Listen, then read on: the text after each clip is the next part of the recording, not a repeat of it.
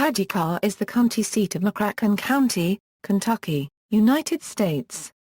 The largest city in the Jackson Purchase region, it is located at the confluence of the Tennessee and the Ohio rivers, halfway between St. Louis, Missouri, to the northwest and Nashville, Tennessee, to the southeast. The population was 25,024 during the 2010 U.S. Census. 20 blocks of the city's downtown have been designated as an historic district and listed on the National Register of Historic Places. Paducah is the hub of its micropolitan area, which includes McCracken, Ballard, and Livingston counties in Kentucky and Massac County in Illinois. History. Early history. Paducah was first settled as Pekin by James and William Poor ca. 1821. The community favorably located at the confluence of several waterways occupied a site previously noted as a Chickasaw trading center. The town was laid out by William Clark in 1827 and renamed Paducah. Although local law long connected this to an eponymous Chickasaw chief Paducah, and his tribe of Paducahs, authorities on the Chickasaw have since made clear that there was never any chief or tribe of that name, anything like it, nor any words like them in the Chickasaw tongue. Instead, it is probable that Clark named the town for the Comanches. Incorporation, steamboats, and railroads. Paducah was formally established as a town in 1830 and incorporated as a city by the state legislature in 1838. By this time, steamboats traversed the river system and its port facilities were important to trade and transportation. In addition, railroads began to be developed that entered the region. A factory for making red bricks, and a foundry for making rail and locomotive components became the nucleus of a thriving river and rail economy. It became the site of dry dock facilities for steamboats and towboats, and thus headquarters for many barge companies.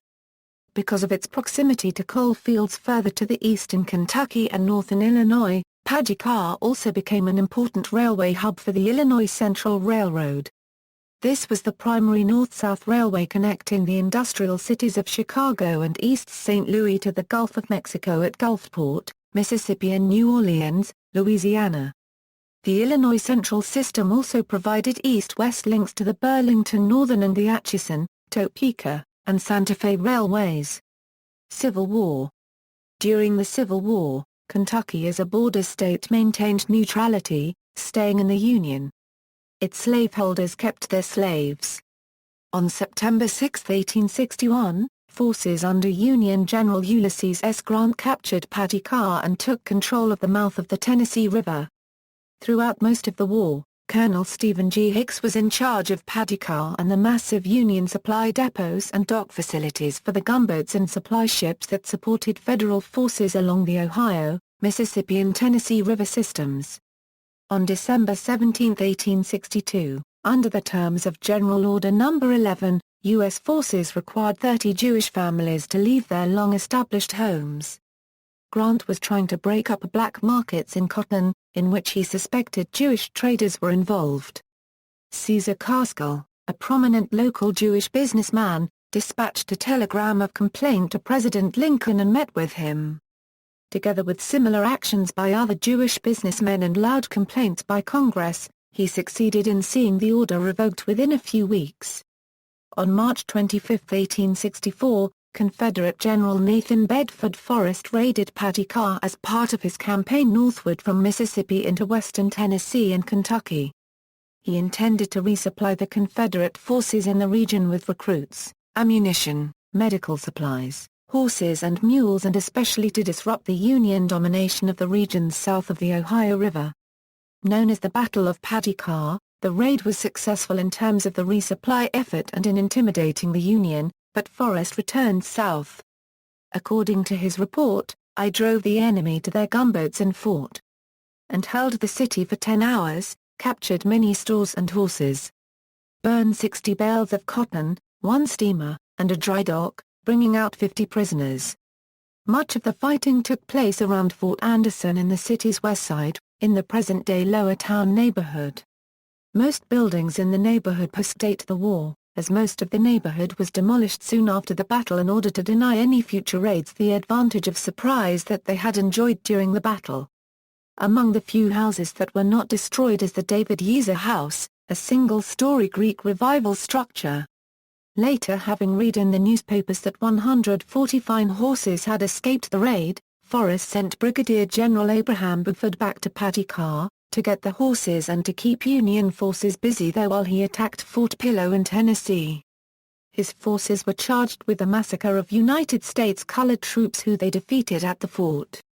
On April 14, 1864, Buford's men found the horses hidden in a Paducah foundry, as reported by the newspapers.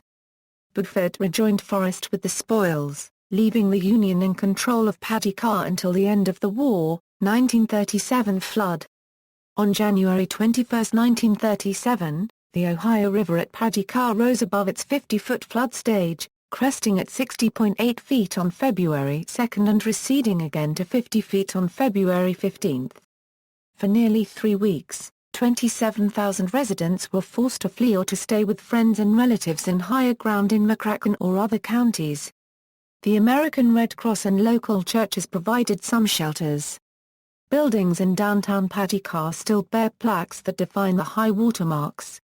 Driven by 18 inches of rainfall in 16 days, along with sheets of swiftly moving ice, the 37th flood was the worst natural disaster in Paducah's history. The earthen levee was ineffective against this flood, and as a result, Congress authorized the United States Army Corps of Engineers to build the flood wall that now protects the city. Atomic City. In 1950, the U.S. Atomic Energy Commission selected Paducah as the site for a new uranium enrichment plant.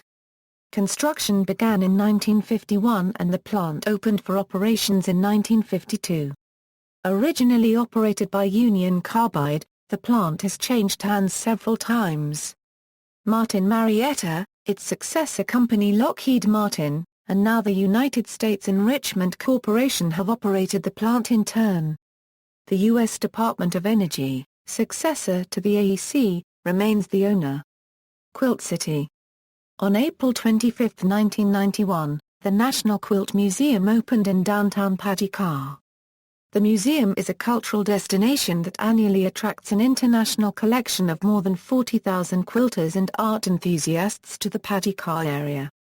The museum features professional quilt and fiber art exhibits that are rotated throughout the year. It is the largest single tourist attraction in the city.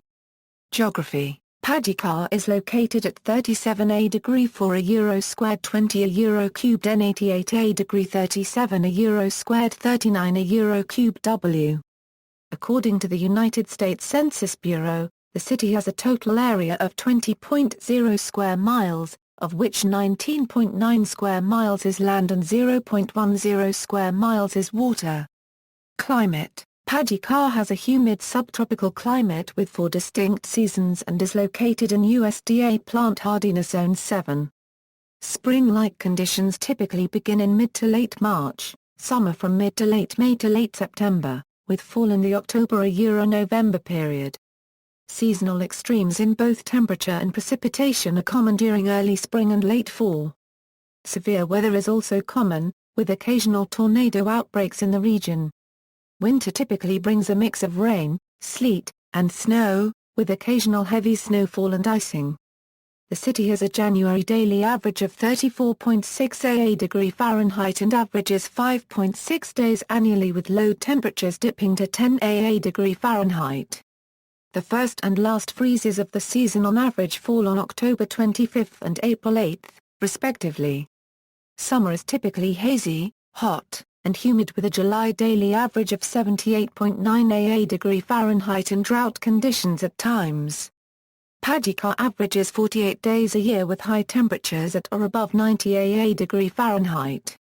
Snowfall averages 9.2 inches per season, contributing to the annual precipitation of 49.1 inches. Extremes in temperature range from 108 degree Fahrenheit, which last occurred on June 29, 2012 during a North American heat wave, down to a 15 degree Fahrenheit on January 20, 1985. Contemporary Paducah. In 1996, the Paducah Wall-to-Wall mural program was begun by the Louisiana mural artist Robert Dafford and his team on the flood wall in downtown. They have painted more than 50 murals addressing numerous subjects, including Native American history, industries such as river barges and hospitals, local African American heritage, the historic Carnegie Library on Broadway Street, steamboats, and local labor unions. In May 2003, photographer Jim Roshan documented the painting of the Lewis and Clark Expedition mural during the America 24/7 project. One of the images was used in the book Kentucky 24/7, published in 2004. By 2008 the mural project was completed and being maintained. Muralist Herb Rowe returned to the city each year to repaint and refurbish the panels. Rowe is the only muralist associated with the project to have worked on all of the panels. Rowe added a new mural to the project in the summer of 2010. It shows the 100-year history of the local Boy Scout troop. Troop 1 is one of only a handful of troops who share their centennial with that of the National Scouting Organization itself. The dedication for the mural was held on National Scout Sunday, February 6, 2011. In August 2000, Paducah's Artist Relocation Program was started to offer incentives for artists to relocate to its historic downtown and lower town areas. The program has become a national model for using the arts for economic development. It has received the Governor's Award in the Arts, the Distinguished Planning Award from the Kentucky chapter of the American Planning Association, the American Planning Association's National Planning Award, and most recently, the Kentucky League of Cities Enterprise Cities Award. Lower Town, home of the Artist Relocation Program, is the oldest neighborhood in Paducah. As retail commerce moved toward the outskirts of the city, efforts were made to preserve the architectural character, and historic Victorian structures were restored in the older parts of the city. The Artists' Housing Program contributed to that effort and became a catalyst for revitalizing the downtown area. The Luther F. Carson Center for the Performing Arts was also constructed. In September 2004, plans gelled to highlight Paducah's musical roots through the redevelopment of the southern side of downtown. The centerpiece of the effort is the renovation of Maggie Steed's Hotel Metropolitan. Prominent African American musicians such as Louis Armstrong, Duke Ellington, Cab Calloway, Chick Webb's Orchestra, B.B. King, Bobby Blue Bland, Ike and Tina Turner and other R&B and blues legends have performed here as part of what has become known as the Chitlin Circuit. Supporters want to promote Paducah's role in the history of American music. Another regional attraction is the annual OMGCON, an anime and gaming convention held in Paducah since 2006. It attracts attendees from across the United States. Music. Paducah is the birthplace and residence of musicians in various genres. Rockabilly Hall of Fame artists Ray Smith, whose recording of Rockin' Little Angel was a hit in 1960, and Stanley Walker, who played guitar for Ray Smith and others, grew up here. Terry Mike Jeffrey, who has been showcased on national television, is a resident of Paducah. The most prominent mainstream artist is Stephen Curtis Chapman, the top-selling Christian artist of all time. The local community boasts an underground musical environment, with acts finding some success due to the recent promotion of musical growth in the city with a new Middletown project.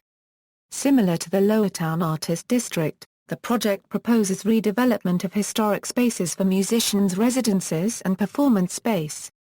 Its focal point will be the Metropolitan Hotel, where many blues and jazz musicians played during the mid-20th century. The city most notably promotes local music during its annual summer festival and the Rock the Vote-sponsored Paducah Palooza Festival. The Luther F. Carson Four Rivers Center hosts various musical artists, theater productions, and local musical acts. Paducah is one of only 2 cities named in the world-famous song Hooray for Hollywood, which is used as the opening number for the Academy of Motion Picture Arts and Sciences Awards. The 1937 song, with music by Richard Whiting and lyrics by Johnny Mercer, contains in the second verse, "Hooray for Hollywood. That phony, super coney, Hollywood. They come from Chillicotte's and Paducah's." Both cities were misspelled in the original published lyrics, though that may have been the fault of the publishers rather than Mercer. He was noted for his sophistication and the attention to detail he put into his lyrics. The correct spellings are Chillicothe and Paducah. Media. Local media in Paducah includes NBC affiliate WPSD-TV, My Network TV affiliate WDKA, Fox affiliate KBSI, and the regional daily newspaper The Paducah Sun. The latter two are both owned by Paxton Media Group. 6 radio stations are located here. Half of the stations are owned by Bristol Broadcasting Company. The weekly newspapers, the West Kentucky News and The Good Neighbor, enjoy significant readership.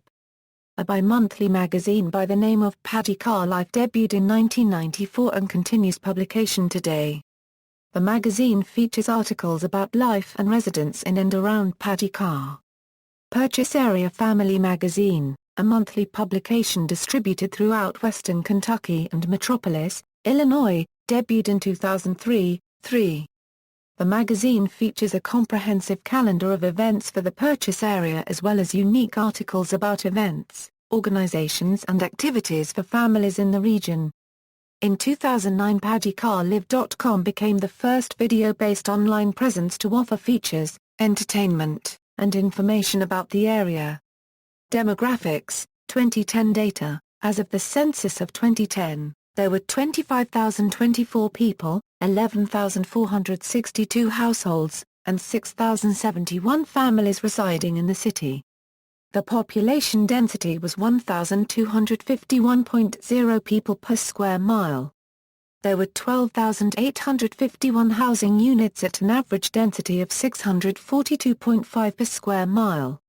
The racial makeup of the city was 70.99% white, 23.67% African American, 0.22% Native American, 1.02% Asian, 0.02% Pacific Islander, 1.07% from other races, and 3.01% from 2 or more races. Hispanics or Latinos of any race were 2.68% of the population.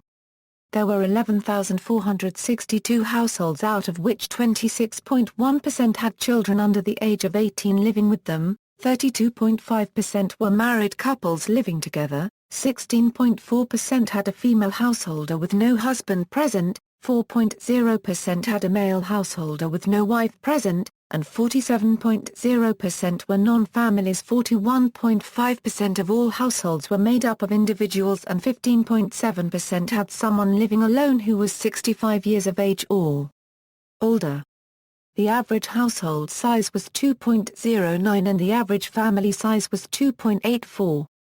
The age distribution was 21.8% under the age of 18, 8.0% from 18 to 24, 24.4% from 25 to 44, 27.7% from 45 to 64 and 18.2% who were 65 or older. The median age was 41.4 years. For every 100 females there were 85.2 males. For every 100 females age 18 and over, there were 81.2 males. The median income for a household in the city was $31,220, and the median income for a family was $42,645. Males had a median income of $36,778 versus $27,597 for females. The per capita income for the city was $20,430. About 18.1% of families and 22.0% of the population were below the poverty line, including 34.3% of those under age 18 and 12.8% of those age 65 or over. 2000 census. As of the census of 2000, there were 26,307 people, 11,825 households, and 6,645 families residing in the city. The population density was 1,350.2 people per square mile. There were 13,221 housing units at an average density of 678.6/sqa mi. The racial makeup of the city was 72.78% white, 24.15% African American, 0.25% Native American, 0.64% Asian, 0.08% Pacific Islander, 0.55% from other races, and 1.56% from 2 or more races. Hispanic or Latino of any race were 1.38% of the population. There were 11,825 households, out of which 25.0% had children under the age of 18 living with them, 36.8% were married couples living together, 16.2% had a female householder with no husband present, and 43.8% were non-families. 39.3% of all households were made up of individuals, and 17.3% had someone living alone who was 65 years of age or older. The average household size was 2.12 and the average family size was 2.84. In the city, the population was spread out, with 22.5% under the age of 18, 8.5% from 18 to 24, 26.2% from 25 to 44, 22.5% from 45 to 64 and 20.3% who were 65 years of age or older. The median age was 40 years. For every 100 females there were 83.4 males. For every 100 females age 18 and over, there were 77.9 males. The median income for a household in the city was $26,137, and the median income for a family was $34,092. Males had a median income of $32,783 versus $21,901 for females. The per capita income for the city was $18,417. About 18.0% of families and 22.4% of the population were below the poverty line, including 33.8% of those under age 18 and 16.8% of those age 65 or over. Economy: Dippin' Dots and the Paducah and Louisville Railway have their headquarters in Paducah. A federal National Weather Service forecast office is based in Paducah, providing weather information to western Kentucky, southeastern Missouri, southern Illinois, and southwestern Indiana. Top employers: according to Paducah's 2011 Comprehensive Annual Financial Report, the top employers in the city were entities in healthcare, education and government, transportation, air service. Barkley Regional Airport serves the area, offering jet service to Chicago O'Hare with 2 round trips daily connecting Paducah to 150 domestic and 19 international destinations. Interstate highways: current Interstate 24 is a 4-lane remote freeway that routes west to St. Louis and east to Nashville. The highway has a business loop that runs through downtown Paducah. Future: Interstate 66 is planned to enter the city from the south and follow I-24 east to Eddyville, where I-66 will then follow the existing Western Kentucky Parkway. Interstate 69 will follow the route of the existing Purchase Parkway to the south and east of Paducah, joining I-24-66 about 15 minutes east of Paducah. Once completed, it will connect the city north to Indianapolis and south to Memphis. U.S. highways: US 60 is a major east-west highway that runs through the Paducah Business District. US 45 enters the city from the north via the Irvin S. Cobb Bridge from Brookport, Illinois, and runs south down to Mayfield. US 62, education: Paducah Public Schools operates public schools serving most of the city of Paducah. 3 K-5 elementary schools, Clark Elementary School, McNabb Elementary School, and Morgan Elementary School, serve sections of the city. All district residents are zoned to Paducah Middle School and Paducah-Tillman High School. Parts of the city are instead served by the McCracken County Public Schools. Depending on location and grade, elementary students in those areas may be zoned into Concord, Farley, Lone Oak, or Hendron Lone Oak Elementary School, or into Lone Oak Intermediate School. Concord and Farley serve students through the 5th grade.